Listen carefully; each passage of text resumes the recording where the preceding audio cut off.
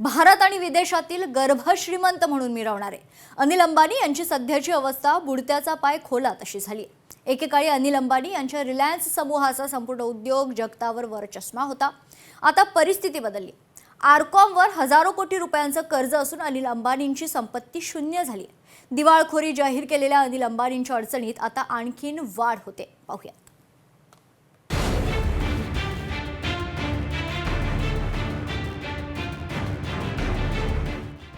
अनिल अंबानींच्या अडचणीत वाढ। अनिल अंबानी यांच्या विरोधात सीबीआय कडून गुन्हा दाखल। 2000 कोटींच्या फसवणुकीचा अनिल अंबानींवर आरोप। उद्योगपती धीरूभाई अंबानींच्या निधनानंतर दोन्ही अंबानी बंधूंना वारशाने अफाट संपत्ती आणि व्यवसाय मिळाला। मुकेश अंबानींनी धीरूभाईंचा वारसा समर्थपणे पेलला आणि वाढवला, तर अनिल अंबानींना सुरुवातीला गती मिळूनही त्यांना सतत अपयशानं घेरलं। त्यांचा व्यवसाय बुडाला आणि एक कंपन्या हातून निसटल्या आणि अखेरीस अनिल अंबानींवर स्वतःला दिवाळखोर घोषित करायची वेळ आली।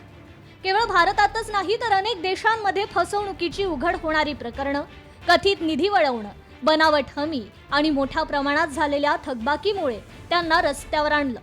अनिल अंबानी यांच्या रिलायन्स कम्युनिकेशनच्या बँक घोटाळा प्रकरणी सक्तवसुली संचालनालयाने अनिल अंबानी यांच्या मुंबईतील घरावर मनी लॉन्ड्रिंग विरोधी कायद्याअंतर्गत जप्ती आणली। मुंबईतील या घरांची किंमत सुमारे 3716 कोटींच्या जवळपास आहे। ईडीच्या कारवाईनंतर आता सीबीआयनेही अनिल अंबानी यांच्या विरोधात गुन्हा दाखल केलाय। त्यामुळे अनिल अंबानींची सध्याची अवस्था बुडत्याचा पाय खोलात अशी झाली आहे। 2020 साली आर्थिक अडचणींनंतर अनिल यांनी लंडनमध्ये स्वतःला दिवाळखोर घोषित केलं। अंबानींच्या दिल्ली मेट्रो कंपनीच्या 8000 कोटींचा लवादाचा आदेश सर्वोच्च न्यायालयानं रद्द केला।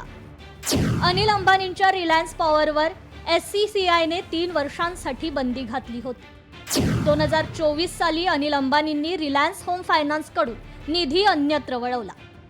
या प्रकरणी अंबानींना 25 कोटींचा दंडही ठोठावत सिक्युरिटीज मार्केटमध्ये ट्रेड करण्यास बंदी आली। $925 दशलक्ष कर्जावरून 3 चीनी बँकांनी त्यांच्या विरुद्ध खटला दाखल केला। एसबीआयने अनिल यांच्या रिलायन्स कम्युनिकेशन्स कर्ज खात्याला फसवणूक म्हणून घोषित केलंय। सीबीआय 26 फेब्रुवारी रोजी केलेल्या कारवाई संदर्भात दिलेल्या निवेदनानुसार शासकीय बँक व्यवहारांमध्ये तब्बल 2220 कोटी रुपयांच्या फसवणुकीच्या आरोपाप्रकरणी हा गुन्हा दाखल करण्यात आलाय।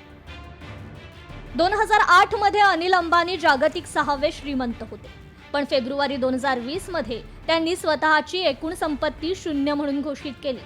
अनिल यांना त्या काळातील नवीन व्यवसाय मिळाला तेव्हा त्यांनी योग्य नियोजन न करता व्यवसाय पुढे नेण्याची घाई केली, ज्याची त्यांना मोठी किंमत मोजावी लागली आहे, असं स्पष्ट मत आर्थिक क्षेत्रातील तज्ज्ञांनी व्यक्त केलंय। ब्युरो रिपोर्ट, लोकशाही मराठी, मुंबई।